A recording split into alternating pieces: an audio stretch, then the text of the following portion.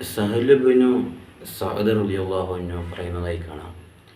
ഇത് ഷറഫുൽ മുസ്തഫ എന്ന ഗ്രന്ഥത്തിൽ 5-ാം വാള്യം 138-ാമത്തെ ഗ്രന്ഥത്തിൽ ഈ സംഭവം കാണാൻ പറ്റും.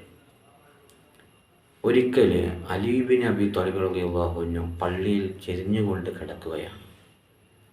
ഇത് ആര് കണ്ടു?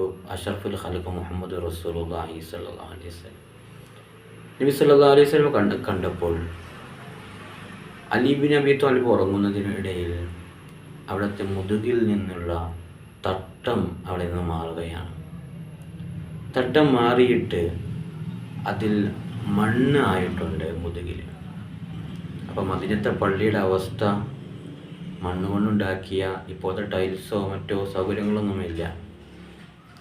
ആ കാലഘട്ടത്തിലാണ് നബി സല്ലല്ലാഹു അലൈഹി വസല്ലം തങ്ങളുള്ളത്.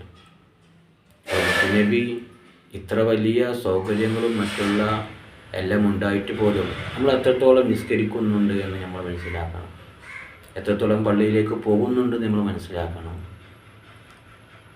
അങ്ങനെ മുതുകിൽ മണ്ണായപ്പോൾ അഷ്റഫുൽ ഖൽഖ് സല്ലല്ലാഹു അലൈഹി വസല്ലം തങ്ങൾ അത് തട്ടിക്കൊടുക്കുകയാണ്.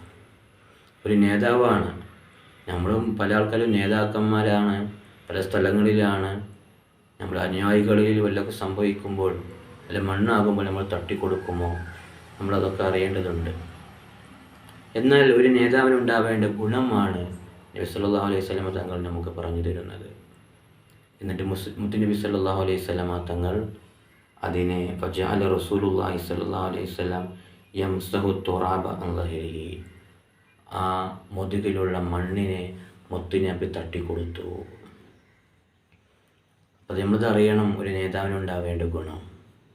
എന്നാൽ മുത്തുനബി സല്ലല്ലാഹു അലൈഹി വസല്ലം തങ്ങൾ അബൂ താലിബിനെ വിളിച്ചു എന്ന് ആ ഗ്രന്ഥത്തിൽ നമുക്ക് കാണാൻ സാധിക്കും.